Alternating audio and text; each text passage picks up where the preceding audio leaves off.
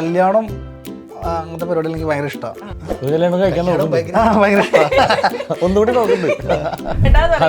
Message ഒക്കെ അയച്ചു ചേട്ടാ, ഞാൻ 3 മാസം വേറെ പഠിക്കലും പോകുന്നില്ല. എനിക്ക് പരിപാടി ഉണ്ടായിരുന്നോ? കാട്ടാക്കട ഏതോ അമ്പലത്തിലൊരു പരിപാടി, മേട്ടുക്കട ഏതോ അമ്പലത്തിൽ വിളിക്കാത്ത ഷോ, ഇതൊക്കെയാണ് മാറ്റി വെച്ചത്. അങ്കമാലിയിൽ ഫ്ലെക്സ് ഒക്കെ വെച്ചിട്ടുണ്ട്. ഇങ്ങനെ നിൽക്കുന്ന ഫ്ലെക്സ് ഇവിടെ ഇങ്ങനെ 3 ഡയറക്ടേഴ്സ്, ഇവിടെ 2 ഡയറക്ടേഴ്സ്. ഇങ്ങനെ പൂർവ്വജന്മത്തിൽ മിസ്റ്റർ പോങ്ങിക്കരയുടെ പേരെന്ത്? പിന്റുമാൻ. അല്ലല്ല, ഇരിക്കുന്നതിൽ ഏറ്റവും ഭീകര ലുക്കും സീരിയസും പറഞ്ഞാൽ ഭയങ്കര ഉള്ളിലെ ബാലരമയും കളിക്കുടിക്കും സൂത്രനും അവരെ കിടപ്പറ മുറിയിലേക്ക് ഒളിഞ്ഞു നോക്കിയാലേ കിട്ടിയത്. മുദ്ദുകാവ് ചോദിച്ചു ചോദിക്കല്ലേ ചെയ്ത് ശോഭനയോടാ അതിന് കാരണം മുദ്ദുകാവാണോ? ഞാൻ പറഞ്ഞത്ര ഞാൻ മാറി പോയില്ല. കളമശ്ശേരി ബിവറേജില് ഇപ്പൊ ഏതാ സ്റ്റോക്ക് ഇല്ലാത്ത കറക്റ്റ് പറയും. വൈറ്റിലെ ബിവറേജില് വൈറ്റിലെ ഹബിൽ നിന്ന് എത്ര മീറ്റർ ദൂരം കറക്റ്റ് പറയും. റോയിച്ചൻ എന്നും കൂടെ ഇരുന്ന് വെള്ളം അടിക്കുന്ന മേജർ ശ്രീകുമാർ ശരിക്കും പട്ടാളത്തിൽ ആരാണ്?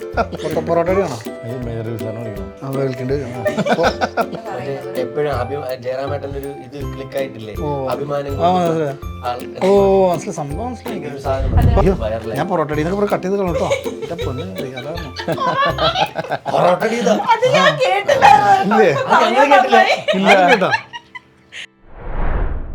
8 മുതൽ 12 വരെയുള്ള കുട്ടികൾക്കായി സ്കൈൽ ഒരുക്കുന്നു ഓൺലൈൻ ട്യൂഷൻ. 1-to-1 ട്യൂഷനും ഗ്രൂപ്പ് ട്യൂഷനും അവൈലബിൾ ആണ്. ഇനി പഠനത്തിൽ സൂപ്പർ ഹീറോ ആകാം സ്കൈലിനൊപ്പം. ഹായ് വ്യൂവേഴ്സ്, ഇറങ്ങുന്ന സിനിമകളെല്ലാം ഹിറ്റാവുന്ന ഒരു സുവർണ കാലഘട്ടത്തിലാണെന്ന് മലയാള സിനിമ നിൽക്കുന്നത്. അപ്പോൾ വീണ്ടും ഒരു ഹിറ്റ് സമ്മാനിക്കാനായിട്ട് മറ്റൊരു സിനിമ ഇന്ന് അണിയറയിൽ ഒരുങ്ങിക്കൊണ്ടിരിക്കുകയാണ്, മന്ദാകിനി. അപ്പോൾ മന്ദാകിനിയുടെ വിശേഷങ്ങളുമായി ഇന്ന് എൻ്റെ കൂടെയുള്ളത് director Vinod Leela, DOP Shiju Bhaskar and ചിരിപ്പിച്ച് മലയാളികളെ കയ്യിലെടുത്ത നമ്മുടെ സ്വന്തം കുട്ടികൾ. Hello, welcome to the show. ആദ്യം തന്നെ സിനിമയുടെ പേര് മന്ദാകിനി എന്നുള്ള പേര് കേൾക്കുമ്പം മലയാള സിനിമ കണ്ട് ആസ്വദിച്ചവർക്ക് ആദ്യം കിട്ടുന്നത് പണ്ട് 93 ഇറങ്ങിയ ഭാഗ്യവാൻ എന്ന സിനിമയിലെ ആ നാടക സീനാണ്. അപ്പൊ അതുമായിട്ടൊക്കെ എന്തെങ്കിലും ബന്ധമുണ്ടോ ഈ പേരിന്? നാടക സീനായിട്ട് ബന്ധമൊന്നുമില്ല. ഇല്ല. പക്ഷെ സിനിമയിൽ മന്ദാകിനി എന്നുള്ള പേരും സിനിമയായിട്ട് ഭയങ്കര ബന്ധമുണ്ട്. അത് സിനിമ കാണുമ്പോഴാണ് കൃത്യമായിട്ട് മനസ്സിലാവുക. അങ്ങനത്തെ ഒരു സംഭവമാണ്. നമ്മളൊരു സിനിമ തുടങ്ങുമ്പോഴത്തേക്കും കഥയൊക്കെ എഴുതി കഴിഞ്ഞിട്ടാണ് DOP സിനിമയിലേക്ക് വരുന്നത്. പക്ഷെ ഇതിന്റെ DOP തന്നെയാണ് ഈ സിനിമയുടെ കഥ എന്ന് പറയുന്നത്. അപ്പൊ ആ ഒരു പ്രോസസ്സ് എങ്ങനെയാണ്? ഇത് എൻ്റെ കൂടെ വർക്ക് ചെയ്യുന്ന എൻ്റെ അസോസിയേറ്റ് ഉണ്ട് ഷാലു. അവൻ പറഞ്ഞൊരു വരിയിൽ നിന്നാണ് ഈ സിനിമ ഉണ്ടായത്. അവൻ പറഞ്ഞൊരു ഒരു ഇൻസിഡൻറ്റ് എന്താണെന്ന് ഇവിടെ പറയാൻ പറ്റില്ല. അപ്പം അതിൽ നിന്നാണ് ഈ സിനിമ ഉണ്ടായത്. അപ്പോൾ ആദ്യം തന്നെ ഫ്രണ്ട്സിനോട് പറഞ്ഞപ്പോൾ ഇതൊരു സിനിമയ്ക്കുള്ള സംഭവമില്ല, നടന്ന സംഭവമാണ്. അപ്പോൾ ഒരു സിനിമയ്ക്കുള്ള സംഭവമില്ല അങ്ങനെ പറഞ്ഞപ്പോൾ ഞാൻ വിചാരിച്ചു അന്ന് എഴുതി നോക്കാം, ഒരു ഓൺലൈൻ പോലെ അന്ന് എഴുതി നോക്കാം. എല്ലാവരും പറയണത് നടപടിയാവില്ലാണ്. അങ്ങനെ എഴുതിയപ്പോഴാണ് ഇവർ ആര് ഡയറക്റ്റ് ചെയ്യുന്നുള്ള ഒരു രീതിയിൽ വന്നത്. അപ്പോൾ വിനോദിൻ്റെ പീനാറി എന്നൊരു ഷോർട്ട് ഫിലിം കണ്ടിട്ടുണ്ട് ഞാൻ. അതിൽ ഞങ്ങളൊരു ഫെസ്റ്റിവൽ നടത്തിയപ്പോൾ വിനോദിനായിരുന്നു ബെസ്റ്റ് സ്ക്രിപ്റ്റോ 25,000 രൂപ കൊടുത്തിട്ടില്ല. ആ കിട്ടിയില്ല, 25,000 രൂപ ഇതുവരെ തിരിച്ചു തന്നില്ല. അപ്പൊ അങ്ങനെ വിനോദിനെ വിളിച്ചു. അപ്പൊ പിന്നെ അതിന്റെ ഒരു ജോണർ ഉണ്ട് ഇതിന് ഏകദേശം ഉണ്ടായി. എനിക്ക് വിനോദിനെ വിളിച്ചപ്പോൾ വിനോദിന് വർക്കായി. എന്താണ് വർക്കാവാനുണ്ടായ ഒരു മോട്ടീവ്? വർക്കാവാനുണ്ടായ മോട്ടീവ് എന്ന് വെച്ചാൽ ഈ കല്യാണം അങ്ങനത്തെ പരിപാടി എനിക്ക് ഭയങ്കര ഇഷ്ടമാണ്. നാട്ടിൻപുറത്തെ കല്യാണം ഒരു കല്യാണം കഴിക്കാൻ നോക്കുന്നുണ്ട്. ഭയങ്കര ഇഷ്ടമാണ്. ഒന്നുകൂടി നോക്കുന്നുണ്ട്. കല്യാണം പരിപാടി എന്ന് പറഞ്ഞാൽ കല്യാണത്തിന് പോകാനും അയ്യോ അത് മാത്രം മുറിച്ചോ. ഭയങ്കര ഇഷ്ടമാണ്. എനിക്ക് ഒന്നുകൂടി ഞാൻ ആദ്യം മുതൽ പറയാം. കല്യാണം അതിലേക്കാണല്ലോ വന്നത്. കല്യാണം ബേസ്ഡായിട്ടുള്ള സ്റ്റോറികൾ എനിക്ക് ഭയങ്കര ഇഷ്ടമാണ്. അത് കാര്യം നമ്മൾ നാട്ടിൻപുറത്ത് ജനിച്ചതാണ്. ഒരുപാട് കല്യാണങ്ങളും അത് അവിടുത്തെ കല്യാണം തുടങ്ങി 2 ദിവസം മുമ്പ് തന്നെ അവിടെ ഉണ്ടാവും. ആ കല്യാണം കഴിഞ്ഞ് 2 ദിവസം കഴിഞ്ഞ് അവിടെ പോവുള്ളൂ. അപ്പോൾ അതുപോലെ കുറേ സംഭവങ്ങൾ നമ്മൾ കാണുന്നുണ്ട്. പിന്നെ അങ്ങനെ അതുകൊണ്ട് ഞാൻ ചെയ്ത ഷോർട്ട് ഫിലിമിലും അങ്ങനത്തെ കല്യാണത്തിൻ്റെ കുറച്ച് സാധനങ്ങളുണ്ട്. അത് ഒന്ന് അട്രാക്ട് ചെയ്ത സംഭവമാണ്. പിന്നെ ഇതിനകത്ത് നല്ല രസകരമായിട്ടുള്ള ഇൻസിഡൻറ്റുകളുണ്ട്. അതും ഭയങ്കര ഇഷ്ടമായി. അങ്ങനെയാണ് നമ്മൾ ഉറപ്പായിട്ടും. ഇപ്പം അഖിലേട്ടൻ ഇൻസ്റ്റയിൽ ഒരു പോസ്റ്റ് ഇട്ടിട്ടുണ്ടായിരുന്നു. ഈ പോസ്റ്റർ വെച്ചിട്ട് ഇതുവരെ ആരും കാണാത്തൊരു കോമഡി കല്യാണം. അപ്പൊ ഒരു ഫുൾ കോമഡി എന്റർടൈനർ ആണോ ഈ പടം? ഫുൾ കോമഡിയാണ് ആദ്യം നമ്മള് തൊട്ട് കോമഡി അവസാനം വരെ. ഇത് കോമഡിയാണ് ഞങ്ങൾ വിശ്വസിക്കുന്നത്. നാട്ടുകാർ ഇവർ കണ്ടിട്ട് എനിക്ക് അങ്ങനെയാണ് തോന്നുന്നത്. ഇതില് നമ്മളെ കരയിപ്പിക്കുന്നതോ അല്ലെങ്കിൽ നമുക്ക് ടെൻഷൻ തരുന്നതായിട്ടുള്ള കാര്യങ്ങളൊന്നും ഈ സിനിമയിൽ ഇല്ല. ഇത് ഒരു രാവിലെ ഒരു മുഹൂർത്തം 11 മണിക്കൊക്കെ ആയിരിക്കുമല്ലേ, നമ്മൾ 11 മണിക്ക് കല്യാണം കഴിക്കുന്ന തൊട്ട് സിനിമ തുടങ്ങുന്നു. വെളുപ്പിനൊരു 6 മണി, പിറ്റേന്ന് വെളുപ്പിന് പിറ്റേന്ന് വെളുപ്പിന് ഒരു പ്രോപ്പർ കല്യാണം. ഒരു ദിവസം കഥയാണ്. ഓക്കെ, അപ്പൊ ചേട്ടൻ എങ്ങനെയാണ് ഈ സിനിമയിലേക്ക് വരുന്നത്? ഞാൻ വരുന്നത് എനിക്ക് തോന്നുന്നത് എനിക്ക് പകരം വേറെ എന്റെ ക്യാരക്ടറിന് വേറെ കുറെ പേരൊക്കെ ഇവര് നോക്കിയിട്ടൊക്കെ ഉണ്ടായിരുന്നു ആദ്യം. അത് കഴിഞ്ഞിട്ട് ഇതിന്റെ ചീഫ് അസോസിയേറ്റ് അവിടെ ഇരിപ്പുണ്ട്, ഏബിളും ഞാൻ മുന്നേ വർക്ക് ചെയ്തിട്ടുണ്ട്. അപ്പോൾ എപ്പോഴും ഇങ്ങനെ ഈ ഓപ്ഷൻസ് കൊടുക്കുന്ന സമയത്ത് നമുക്ക് കുട്ടികളിൽ വിളിച്ചാലോ എന്ന് ഏബിൾ പറഞ്ഞു. അപ്പൊ അങ്ങനെ എന്നെ ഇവരൊരു ദിവസം ഫ്ലാറ്റിൽ വിളിച്ച് കഥയൊക്കെ പറഞ്ഞു തന്നു. അപ്പോൾ അത് കഴിഞ്ഞ് ഞാൻ എന്നിട്ട് പ്രാർത്ഥിക്കുന്നത്, ദൈവമേ എനിക്ക് മുന്നേ കഥ പറഞ്ഞവരൊക്കെ തിരക്കാവണേ, അവരുടെ എല്ലാ ഡേറ്റ് ബിസി അവിടെ. അപ്പൊ അത് നമുക്ക് അങ്ങനെ ഒരു ഇതുണ്ടല്ലോ, നമുക്കുള്ളത് നമുക്ക് കിട്ടുമല്ലോ. അതുപോലെ പിന്നെയുള്ള 3 മാസം എന്നെ എല്ലാ ദിവസവും ചേട്ടാ എന്തായാലും അവസാനം ഞാൻ ഇവളോട് പറയണേ, അവരോട് പറയണേ ഒന്നും ആയിട്ടില്ല. ഇത് സത്യത്തില് നവംബറിൽ ഷൂട്ടെല്ലാം ഫിക്സ് ചെയ്ത് ഡേറ്റും എല്ലാം ഫിക്സ് ആയിട്ട് മാറിപ്പോയി.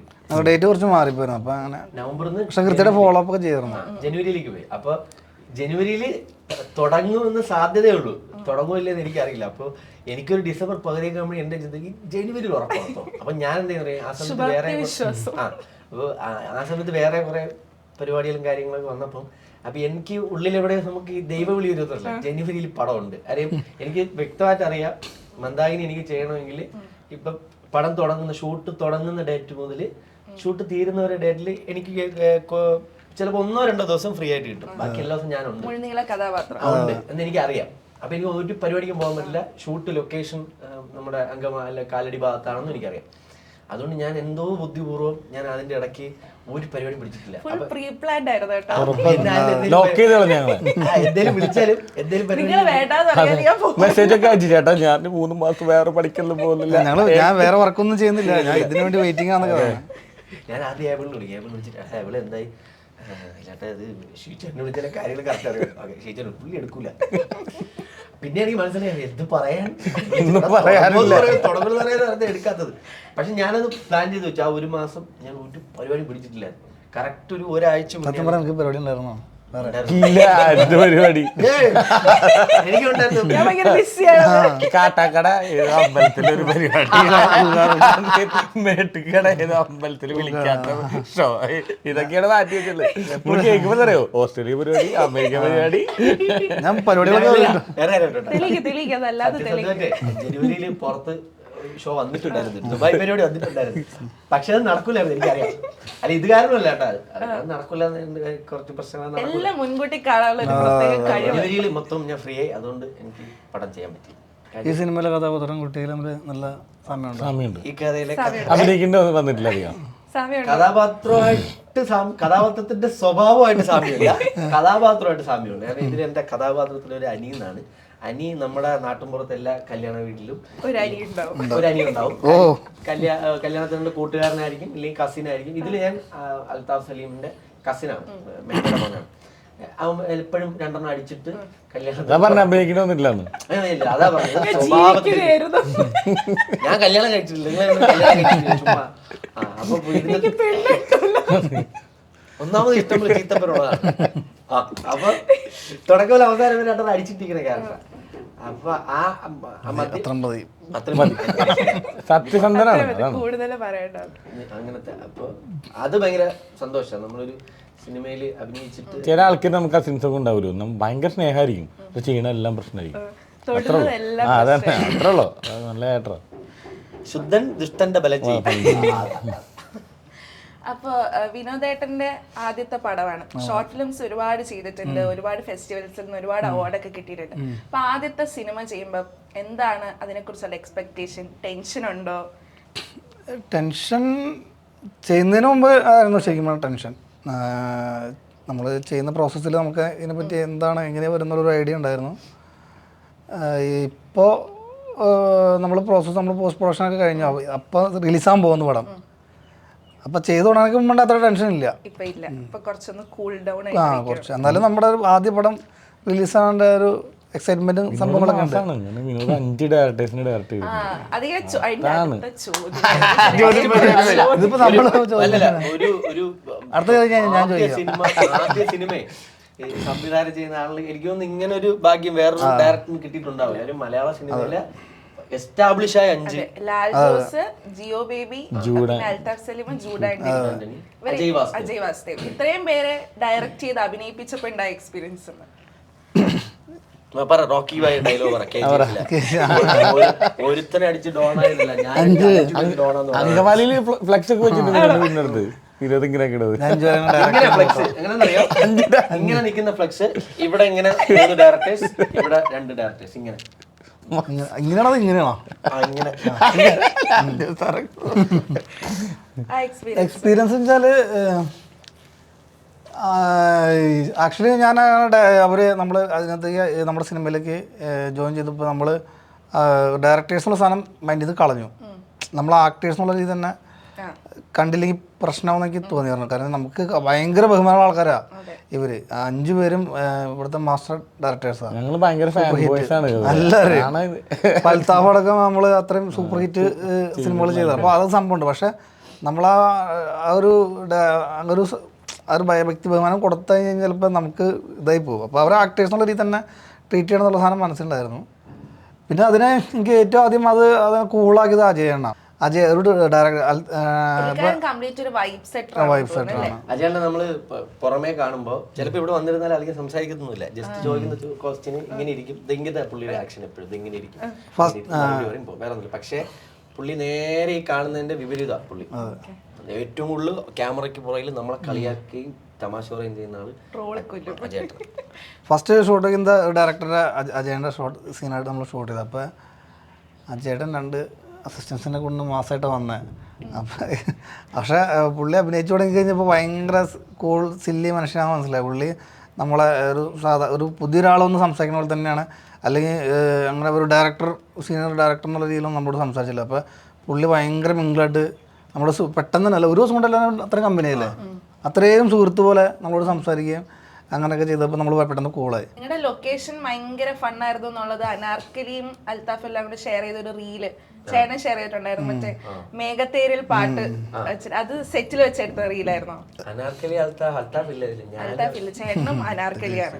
അത് ലൊക്കേഷനിലല്ല, അത് ഞങ്ങള് പടത്തിന്റെ പ്രൊമോഷനായിട്ട് കോളേജിൽ പോയിട്ട് വന്നിട്ട് അത് നമ്മള് പ്ലാൻ ചെയ്തെടുത്തല്ല, നമ്മളെല്ലാരും കൂടെ ഫൺ സമയത്ത് എടുത്താ. അത് പിന്നെ റീലായിട്ട് വിടാം അങ്ങനെ വിട്ടതാ. ലൊക്കേഷൻ ഫൺ എന്ന് പറഞ്ഞാൽ നമ്മുടെ കൂടുതൽ ഷൂട്ട് നൈറ്റ് ഷൂട്ടാണ്. അതുപോലത്തെ കുറെ വീഡിയോ ഉണ്ട്.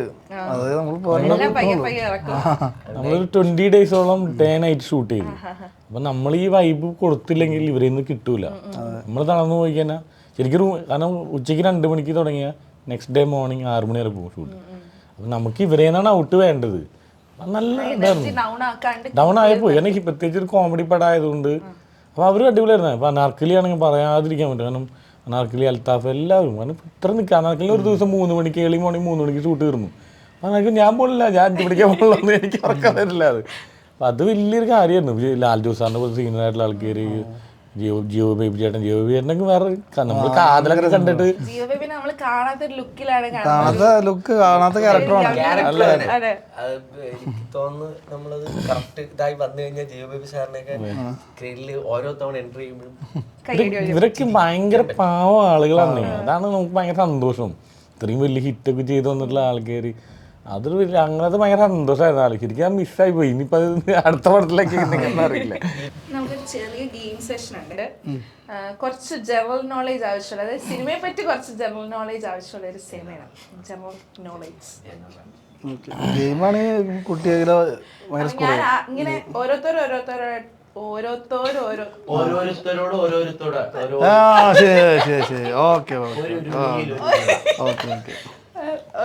അങ്ങനെ ചോദിക്കാം. അപ്പൊ ചേട്ടന് ഉത്തരം അറിയില്ലെങ്കിൽ ആദ്യത്തെ ക്വസ്റ്റ്യൻ ആണ്. പൂർവ്വജന്മത്തിൽ മിസ്റ്റർ പോങ്ങിക്കരയുടെ പേരെന്തായിരുന്നു? പാസ് ചെയ്തില്ല, എന്തായാലും ഉത്തരം പറഞ്ഞു. മാസ്റ്റർ ടിൻറ്റുമോൻ. കൊടുകൈ അല്ലല്ല, ഇരിക്കുന്നതിൽ ഏറ്റവും ഭീകര ലുക്കും സീരിയസും പറയാൻ പറഞ്ഞാൽ ഭയങ്കര ഉള്ളിലെ ബാലരമയും കളിക്കുടുക്കയും സൂത്രനും മനസ്സിലായി. അടുത്ത ചോദ്യം ഇരുപതായിട്ടാണ്. മാസ്റ്റർ ടിന്റുമോൻ എവിടെയാണ് പഠിച്ചത്? പോഞ്ഞിക്കര.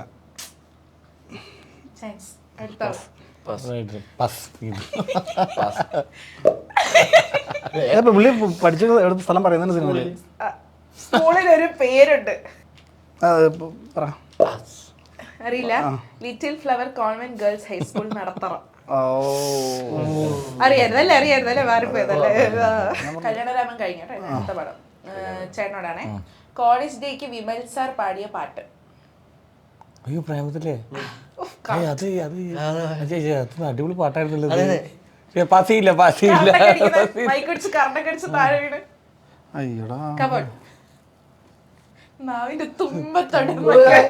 മഞ്ഞളാടിയാണോ?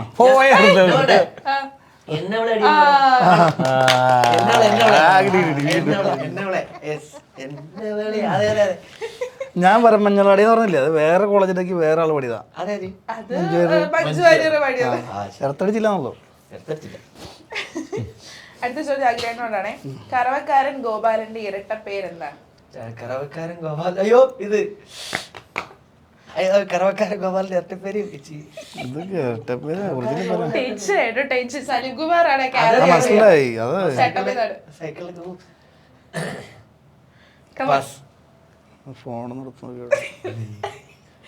പരീക്ഷയിൽ ചീറ്റ് ചെയ്യുന്ന ഒരുപാട് ചീറ്റ് ചെയ്യാൻ പറ്റില്ല കേട്ടോ. അപ്പൊ ചോദിക്കുന്നുണ്ടേ. അല്ലല്ല, അവൻ പറഞ്ഞതല്ല. ഞാൻ എന്താ പറയൂലെന്ന് അവൻ പറഞ്ഞത്. മാക്രി ഗോപാലൻ എവിടുന്നോ കണ്ടുപിടിച്ചാണ്. ആരാ പറഞ്ഞു കൊടുത്ത? എടാ മാക്രി പറയടാന്ന് പറഞ്ഞു. അപ്പൊ ഓക്കെ, അടുത്തത്. എന്തിനാണ് മാണിക്കനെ മരത്തിൽ കെട്ടിയിട്ടത്? വിനോദേട്ടാ, എന്തിനാണ്? ഏത് മാണിക്ക്?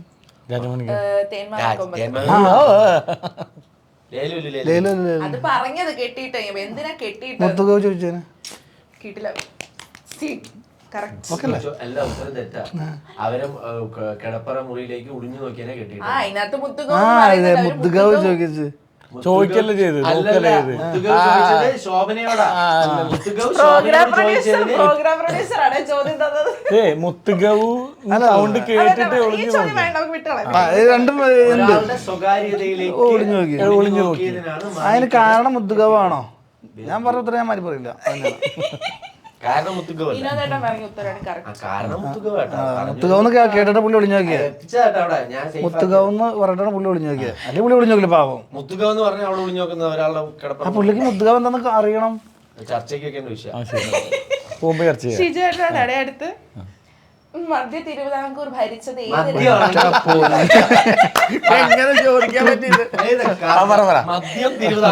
തിരുവിതാംകൂർ ഭരിച്ചത് ഏത് രാജാവാണെന്നാണ് ഡാൻസ് മാസ്റ്റർ വിക്രം പറഞ്ഞത്?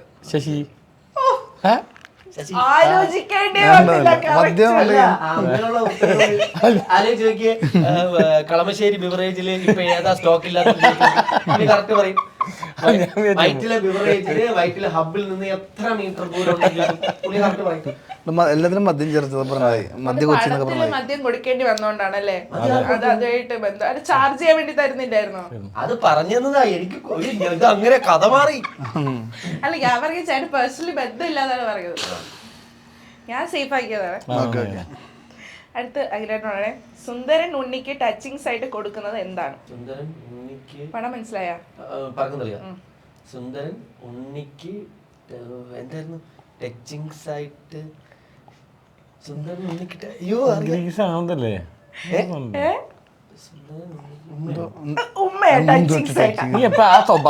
ഇത് ഏത് പറക്കുന്നതിനെ പറ്റി പറയണേ? മുദ്ദുകോലത് വന്നില്ല. അതൊന്നും വന്നല്ല. എന്തോ ടൈപ്പ് സാധനമാണ്. എന്തായിരുന്നു ഒരുപാട് സിനിമകൾ ഒരുപാട് ടച്ചിങ്സ് ഉള്ളവരുണ്ട്. ഒരു ക്ലൂരാണ്. അതാ ഈ പ്രോഗ്രാം ശരിയല്ല കേട്ടോ. അല്ലല്ല സംഭവം എന്താ അറിയോ? ഏറ്റവും വലിയ കോമഡി എന്താ അറിയോ, ഈ ചോദ്യങ്ങളൊക്കെ ഇവര് കാലത്ത് കിട്ടിയിട്ട് എന്നിട്ടും മറന്നു പോയത്.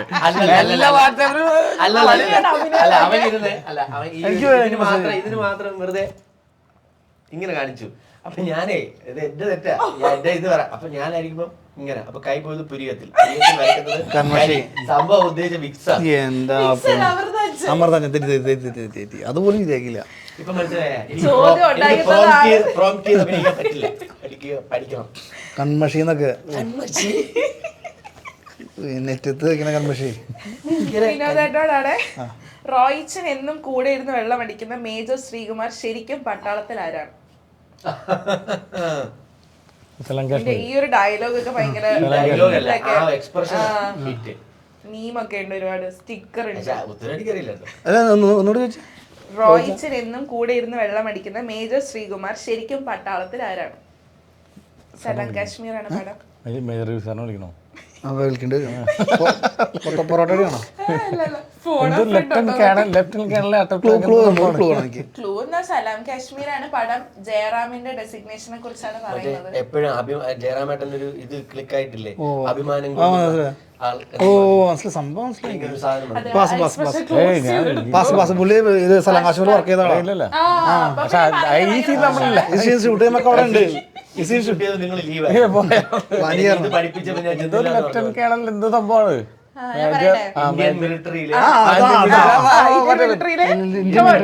കമാൻഡർ,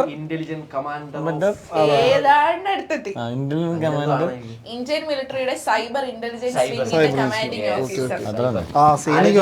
അന്ന് ആ സൈബർ എന്ന് പറഞ്ഞ ആദ്യം നിന്ന് സൈബർ ലോകത്ത് ഏറ്റവും വൈറലായി. ഞാൻ പൊറോട്ട കട്ട് ചെയ്ത് കേട്ടോ.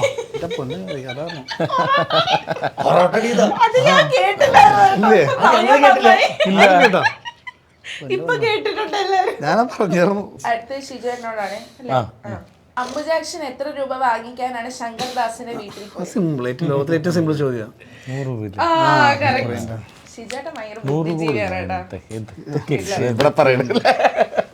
എത്ര ഏക്കർ തർക്ക ഭൂമിയാണ് ഭുവനചന്ദ്രൻ വാങ്ങിയത്?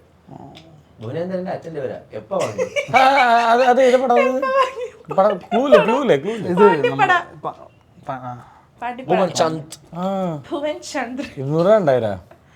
കിട്ടി. എനിക്കുണ്ട് 30 ഏക്കർ. വിളിച്ചു ഞാൻ പാത്ത് പറയാ പറഞ്ഞു. കുറച്ച് സാധനം വേണം. 30 ഏക്കറിൽ നിന്ന് കിട്ടിയ 10 പവൻ സ്വർണ്ണം. അടുത്ത ചോദ്യം. എത്ര വർഷമാണ് ശത്രുഘ്നൻ ദേവുവിന്റെ പിറകെ നടന്നത്? 5 കൊല്ലം. ഡയലോഗ് പറയാൻ പറ്റുമോ? പുറകെ നടന്നിരുന്നെങ്കിൽ ഞാൻ LLB ഡോക്ടർ ആയാലേ. അതല്ലേ ലാസ്റ്റ് ക്വസ്റ്റ്യൻ ആണ് വിനോദനോട്. ഉണ്ടായിരുന്ന 25 രൂപയ്ക്ക് എന്ത് വാങ്ങിച്ചു എന്നാണ് ഗാനഭൂഷണം സതീഷ് കൊച്ചിൻ പറയുന്നത്? പുതുക്കോട്ടയിലെ പുതുമണ പറയില്ല, ഉത്തരം വളരെ വിജയകരമായി നിങ്ങൾ പാസ് ചെയ്തിരിക്കുന്നത്. 8 മുതൽ 12 വരെയുള്ള കുട്ടികൾക്കായി സ്കൈൽ ഒരുക്കുന്നു ഓൺലൈൻ ട്യൂഷൻ. 1-to-1 ട്യൂഷനും ഗ്രൂപ്പ് ട്യൂഷനും അവൈലബിൾ ആണ്. ഇനി പഠനത്തിൽ സൂപ്പർ ഹീറോ ആകാം സ്കൈലിനൊപ്പം.